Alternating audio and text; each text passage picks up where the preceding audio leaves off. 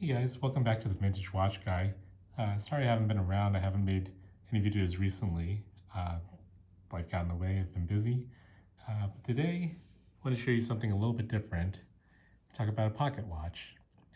Now, pocket watches, they haven't quite had the same kind of craze as vintage watches. I think there's a few different reasons for that. I think information on pocket watches is a little bit less accessible. For example, publications like Hodinkee and other watch blogs, and and the watch forums on the internet, that have really brought watch collecting to the fore. They tend not to focus so much on pocket watches. They don't really talk about it that much. There's not like a guide to collecting vintage Waltham pocket watches, for example. So they sort of receive less attention.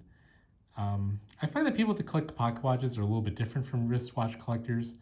Wristwatches, I feel like, are all about the dial.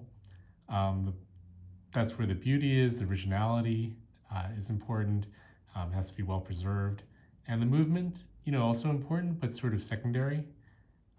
Whereas in pocket watches, the movement is often the thing that's the focus rather than the dial, which they tend to be a little bit plain, sort of more basic than in wristwatches. So a lot of the focus is on the movement, which often can be highly decorated. So, I'm interested in railroad watches. I think that's sort of what people collect in pocket watches, but I don't actually own one yet. But today I want to talk about this little beauty that I picked up at a local auction. So this is, might as well cut to the chase here. See, there's a button on the bottom and a button on the side. Press the bottom button.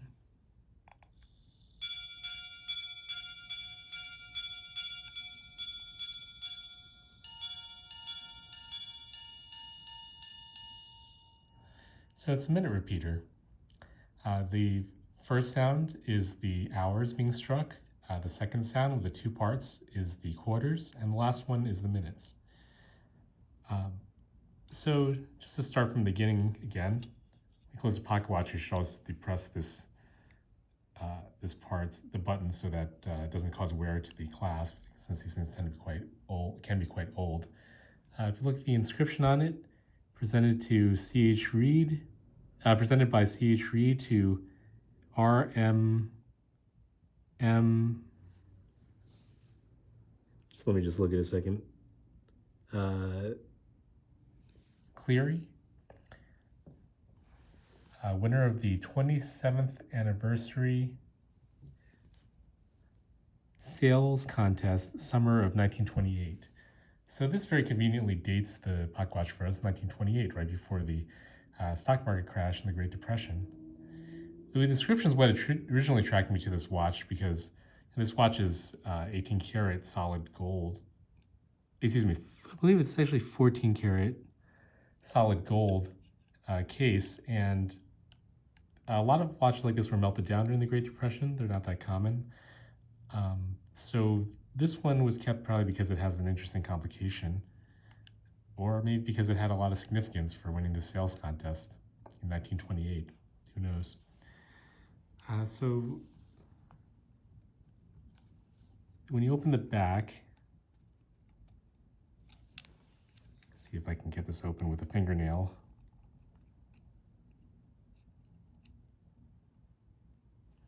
One second.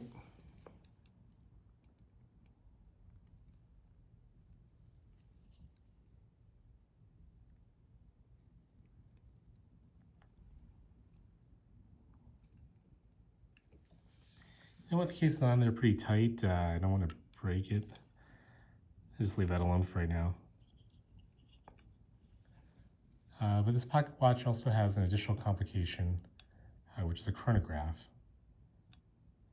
Give it a bit of a wind here.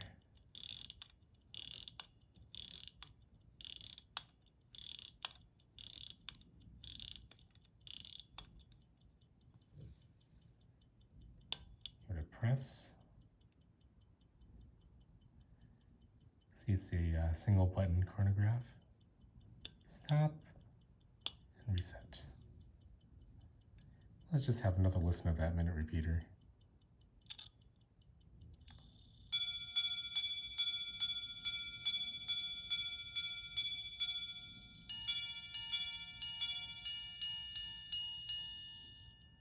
Yeah, beautiful piece.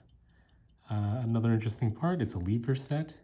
So instead of pulling out the crown, when you change the time, you pull this little lever here, and you can adjust the time.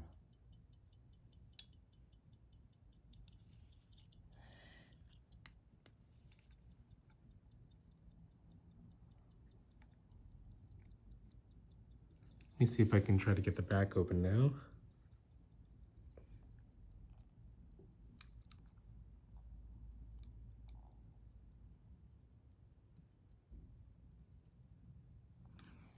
Well, I don't want to damage it. Just you're gonna have to take my. I don't want to put a knife to it because the,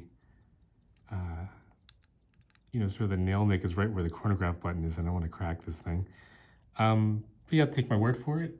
This is you can sort of tell by the orientation of the buttons, but this is a Phare minute repeater chronograph.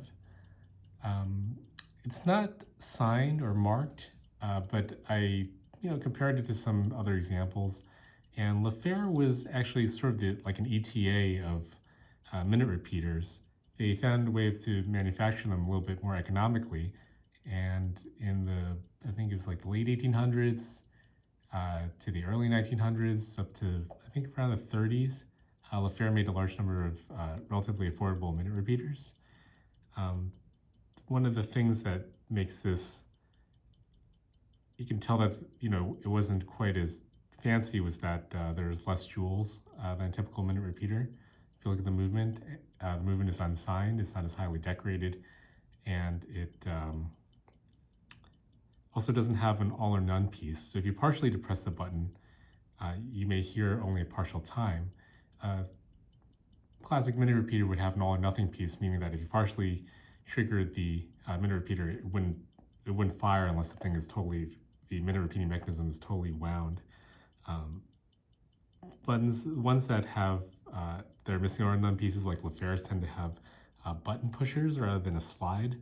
That's why slides are considered a little bit more desirable. And the idea was, if it's dark and you want to know the time, and you press the button partially, the minute repeater doesn't repeat the full time, then you think it's the wrong time. So it's an inaccuracy issue to have an all or none piece. But I'm not really depending on this for the time. I have my phone, I have clocks and watches, so probably too many. So for me, it doesn't make that much of a difference. And I have to say, I bought this piece, it's working perfectly, and it's a really beautiful piece, and I'm really glad to own it. Let's listen to it one more time. Let's put it on 12:59 and hear the full thing.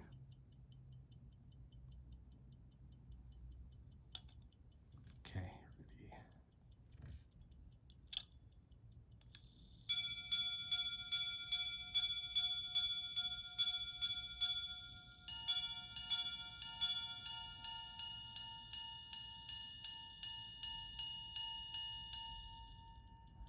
Wow, beautiful. All right, guys, thanks for tuning in, and I will catch you in the next one.